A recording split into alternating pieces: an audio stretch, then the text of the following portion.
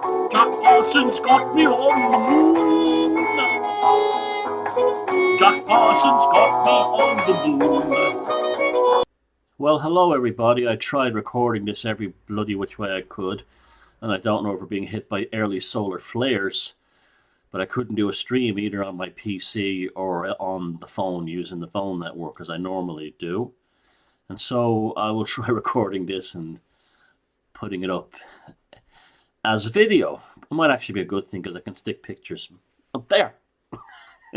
So, I want to talk about this notion of the cosplay attempting to prove via the cosplay that they have magical abilities and magical powers.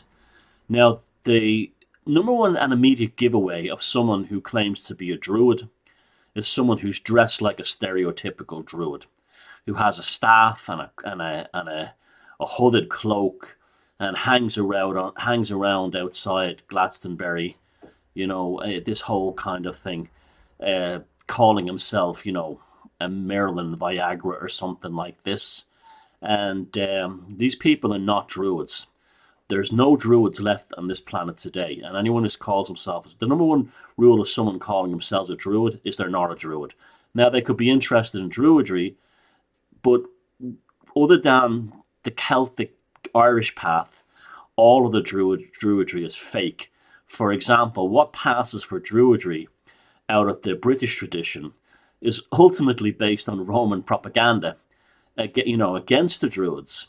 So the only place you can really get any kind of good information on druidry in terms of, studying it as a lifestyle or as an alternative lifestyle or supplementing your daily lifestyle is through the Irish sources, because they survived right through, in use, I might add, until the Renaissance. And so there's a tremendous written record and archive there, not just of ancient mythology, but also in archival form of actual real histories. After Christianity took over Ireland, which we don't really know when it took over Ireland, the Druids continued on under the name as the File, and they were very central and powerful to Irish life until the end of the Gaelic lords. The old Gaelic Ireland dissolved in the turn of the 1600s. So there's so people say, oh, we don't really have anything to go on about the Druids. They're assuming that the only records for it are the likes of Tacitus and Julius Caesar. And Pliny. No, there's vast amounts in the Irish record. So it's not a mysterious thing after all. But you can be like this and have an interest in the occult, esoteric, paganism, magic, witchcraft. You don't have to dress like a Wiccan, or or a goth, or something like that. And this is a big, huge problem. I mean, if I switch on a video and I see someone dressed like they were going to see Fields of the Nephilim back in 1992, and they're an occult expert, I immediately switch off, because look, let's talk about it from, like, I saw some of the stupidest stuff you see on these sort of Wiccan groups. Wiccan, have people think they post a picture of Stevie Nicks wearing a kind of a witchy poo hat, and they'll think that's witchcraft. And they will say things like witches always wore black because we were outsiders. No, that's bullshit. Witches went to enormous lengths in the past not to bring attention to themselves. And this is because they would have been persecuted.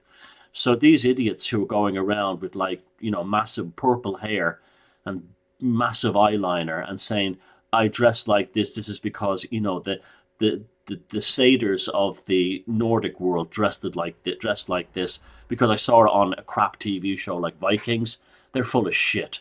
They're absolutely full of shit. True wizards, witches, warlocks, magicians, druids, or someone who's sincere about druidry, etc., do not bring attention to themselves by looking like they just stepped out of the set of Buffy. Well, not Buffy, that was actually quite accurate in terms of what a real goblin would look like. But would they step out of, like, Charmed, or, something like that, a kind of a early 2000s goth revival video. You know, they don't look like Marilyn Manson. That's one of the huge giveaways that you're dealing with people that don't have any magical power. And I'll give you an example of why they cosplay. You know, when you were young and you went to see bands, if you were into metal or if you were into, goth or punk, you would always find that the ones that would never be in a goth metal or a punk band always over amplified themselves image wise. And so, for instance, if they were into metal, they were completely the ultimate metalhead, all the tattoos, everything. They just fit the thing, but they wouldn't have any. They wouldn't have any real feel for the music. It was more just that joining that scene they were in, and the same with all the other scenes. It was a fashion thing, and of course they would never be in bands or anything like that because they didn't have any ability. So they become the hyper visualized version of what they think people want them to be to compensate for not being on that stage. And the same thing happens with these cosplay occultists who they just dress themselves up to try and pretend, look at me, I'm an occultist. Can't you obviously tell? This is to compensate for having no real magical ability. Magical ability is a skill that's no more and makes you amazing than your ability to read and write. That's basically what it is. So we don't have special outfits to go around saying, look at me, I can read and write. I can speak another language. We don't do that, but they do. And that's what that's telling you. Pay attention to me because I have no real abilities. And this is something that is very bad on YouTube. They don't have any magical power. Now they'll always, they think because they have the Goetia or something like that, or they seals from the Goetia, or they do rituals from the Goetia, that they have this amazing power that no one else has. Well, the Goetia is ancient, and well, not ancient, but I mean, it comes from an ancient tradition. But ultimately, what everybody seems to forget is that's Jewish magic. And if you're not of Jewish heritage, there's a very good chance that thing could destroy you. And that's why I think a lot of occultists who over indulged in the Goetia, Kabbalah, and Jewish magic, who were not Jewish themselves, it went very bad for them towards the end of their lives. There is, just like there's a tripartite soul to us all. There's the personal soul, there's the soul of the species, and then there's the cultural soul, and they're both as equally powerful. And if you're of Nordic or Celtic, extraction or heritage, and you're doing Jewish magic or Arabic magic, you're really putting yourself in a compromised and vulnerable situation, because ultimately your psychic firewall is in danger. Now, I see this kind of crossover. You think like Wicca is basically Judaism sold to Europeans as magic.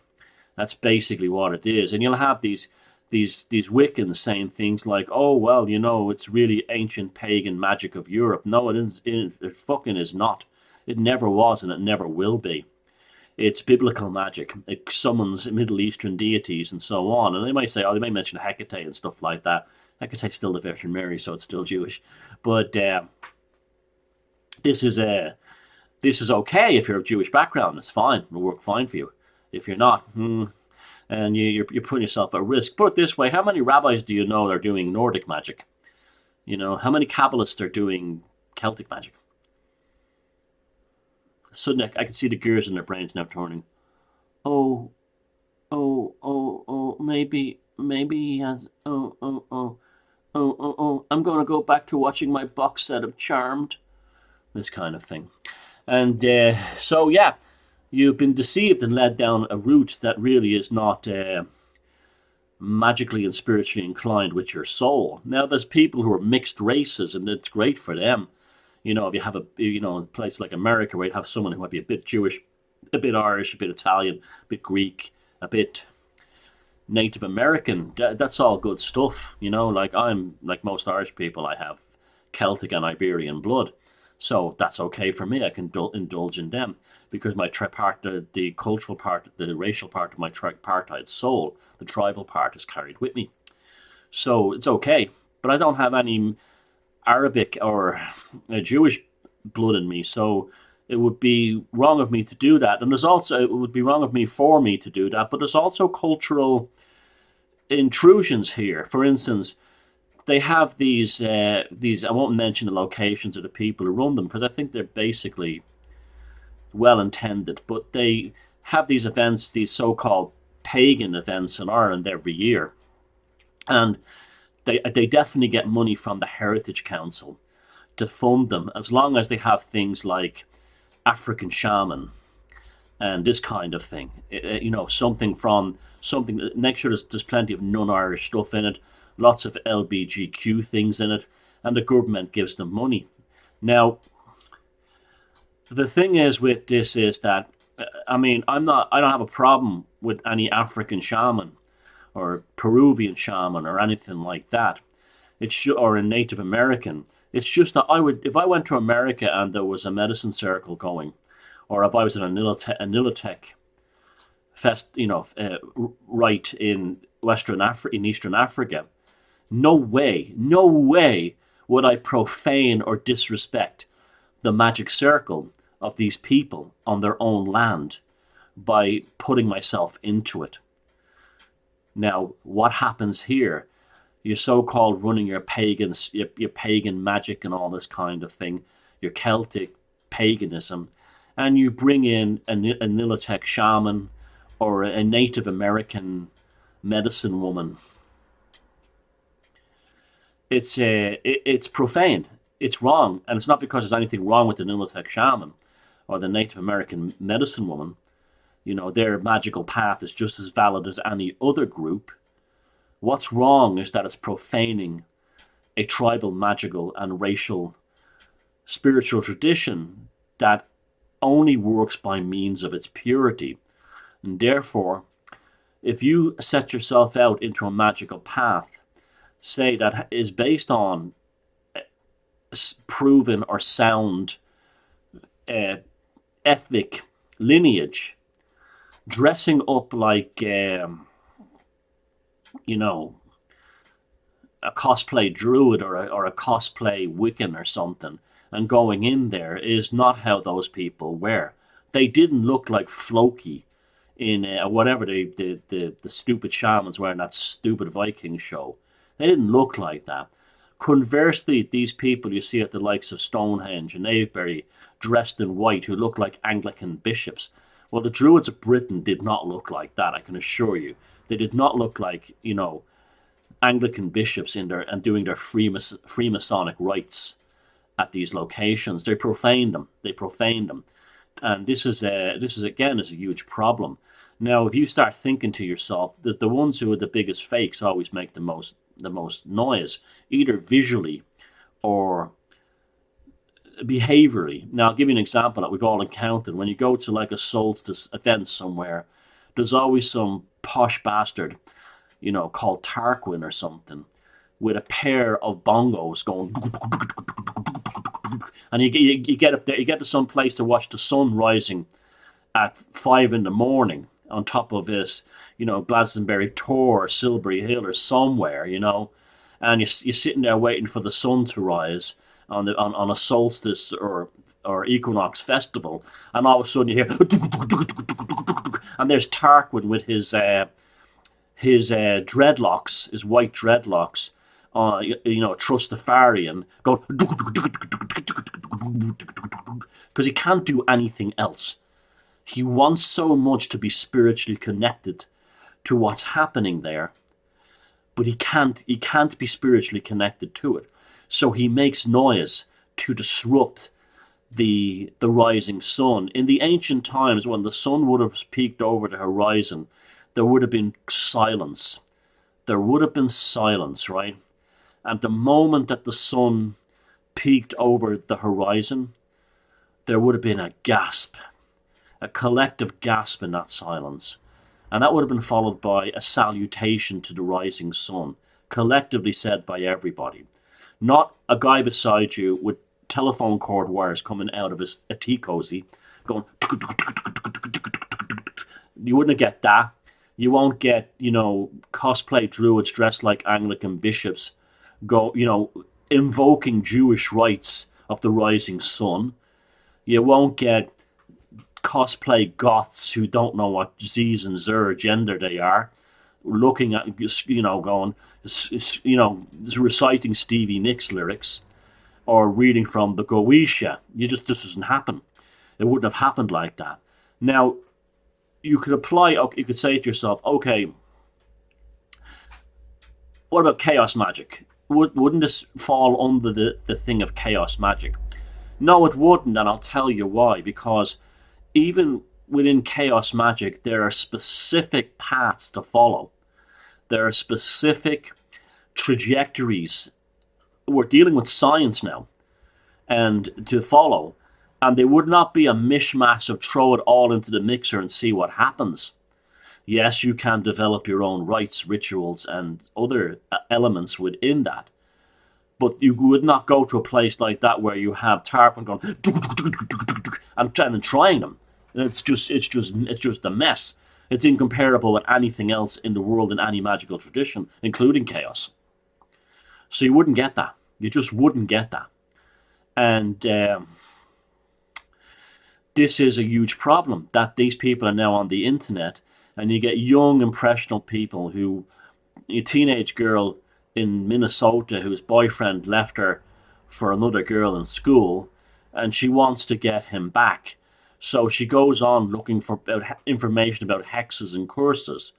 She goes down, she scrolls down the videos. She sees me and goes, "Oh, he doesn't look like a witch. He doesn't look like anything. He looks like me dad," and ignores me. And then goes down and then sees this thing with purple hair, eyeliner out to here, and black lipstick and piercings all over. "Oh, that's a real witch. I'll follow her. She, it's just like out of Monty Python. How do you know she's a witch? She looked like one." It's just like that. It's the same thing. That's actually become real life, and so that happens.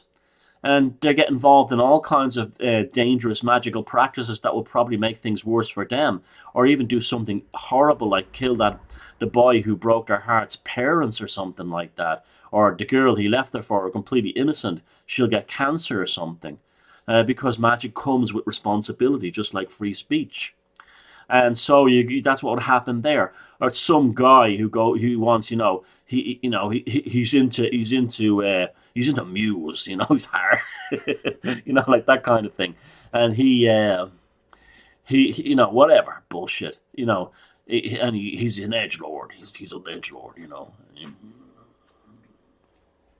These guys, right? And he goes looking on YouTube, learn magic, learn magic. And he goes down the list, he sees me again and goes, "Who's that fucking idiot?" And he goes down further and sees a guy in tons of tattoos and dressed in black with a hood like this. Called something like Satanicus Immaculata, something like that. And he goes, "Whoa, there's someone who really knows about magic in the occult. He must know about magic in the occult because he has a Lucifer tattoo." Fuck me, that's where I'm going. And you're probably dealing with some drug addict who's, a heroin addict who's using the money from these videos to pay for his heroin or steroids or whatever, and or his whores, which is his own business, I might add. But nothing wrong with spending what their money, what they want on, but they're not there making videos to help you. And again, you'll get bullshit from the Goetia that's not applicable to you, probably. Or, they will start talking about satanic rites and stuff like this. And, they will be sort of like doing their own version of Anton LaVey, but they wouldn't have actually read anything by Anton LaVey. They just saw the photographs of him dressed like, in a Batman costume. And they'll say, "Oh, that's, this kind of thing." And I see them all the time. They'll have like really impressive video titles like "My Invocation of Beelzebub," and a picture of them like this. Like this fucking stupid bullshit. They're not real. They're not real. They're not real. You've been taken in by both, by a facade, by a chimera, by a mirage that's pretending to be something it isn't. The same, it's the same thing with lots of things, but but they don't carry the same dangers that the magic and the occult carries, and so therefore that's what makes these cosplay types very dangerous. It's like, very dangerous. It's because they're. Let me tell you something. You look at the real magicians of this world. The real people who are interested in a real occultist and real magicians.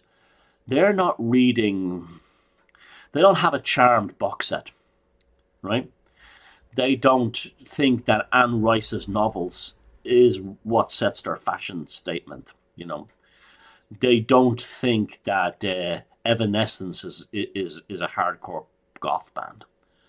They like Stevie Nicks' music, and that's all there is to Fleetwood Mac. That's all there is to it. The person who is a real occultist or a real magician is generally very interested in science and social behavior, psychology, and these kinds of topics, because within them you can create the data, or basically garnish the data you need in order to understand the magical zeitgeist of the collective unconscious, and from that then begin to work within these things. Now, I'll give you an example. We had 4 years ago, all these Wiccans cursed Donald Trump, and they did this retarded ritual. I have it on one of my videos, and where they threw the tower card into a fire and did a binding spell, they called it.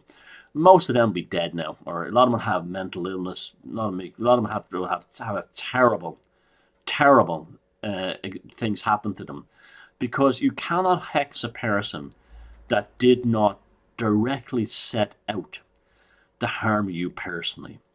This is such a simple rule that they all seem to miss. And that includes your boyfriend or your husband who fell out of love with you and fell in love with another woman or man. And that wasn't done to destroy or hurt you. That's just what life is.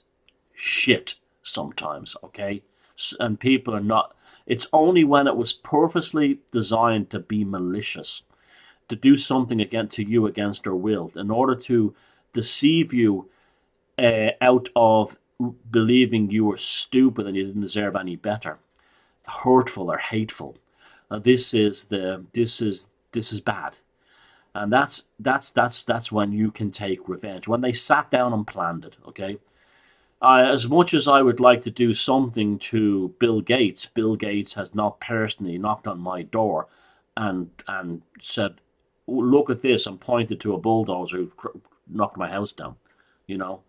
That's it. And that's it, because that's all black magic. And if people were to ask me today, where is black? You see, Christians are right when they say most magic that's practiced today is all black magic. It's true. It's true. If you look at Wicca, it's nothing but black magic. They all go on about, do no harm. Do no harm.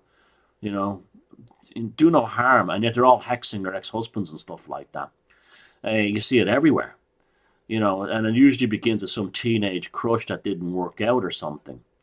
And someone wants to get their boss back. Now, your boss could be an absolute piece of shit and might deserve it.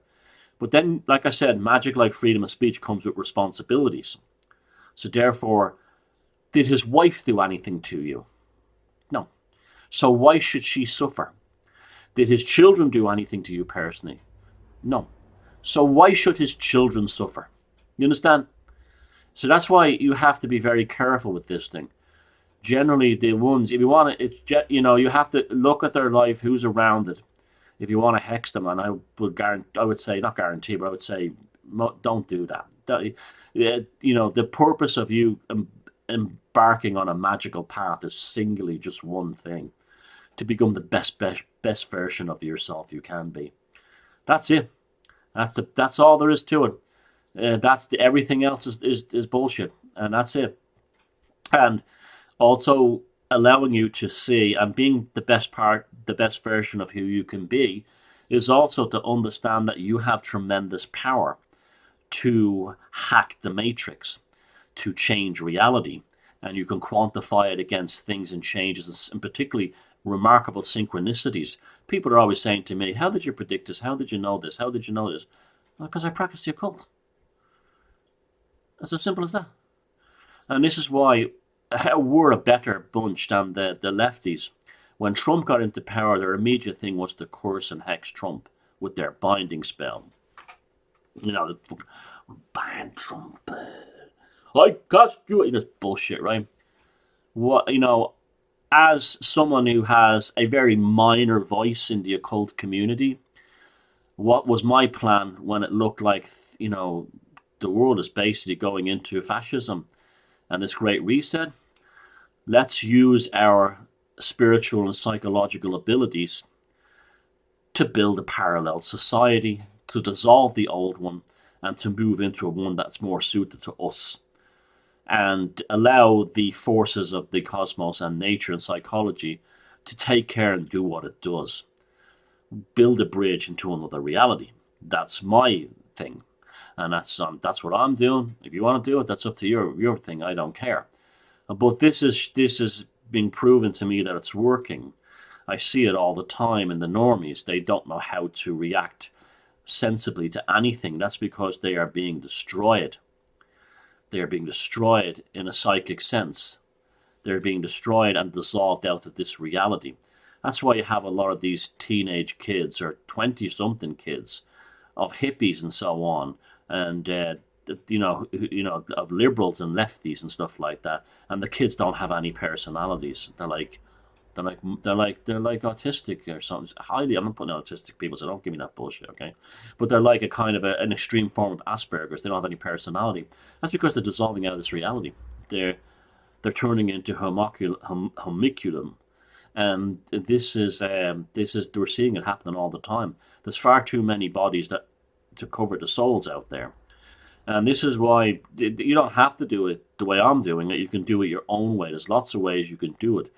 But you can dissolve the reality around you in order to create one that's more suited to your, you know, how you want to live and what you want from life. And that's what makes us, what we're doing, a farm with the real thing, because we're not standing around a bonfire dressed like Stevie Nicks, or, you know, a reject from a bad New Jersey goth band. You know, what we're doing is not hexing the people or the individuals who are foisting this reset fascism upon us. We're creating a new reality outside this one, because we know we have the power to do it. And that's ultimately, again, brings us back to why you have cosplay druids, their staffs and their yurts, why you have cosplay shamans, why you have cosplay witches, warlocks, witches, Satanists, whatever.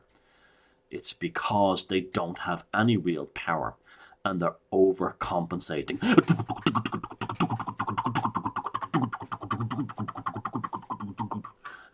Rather, Jack Parsons got me on the moon.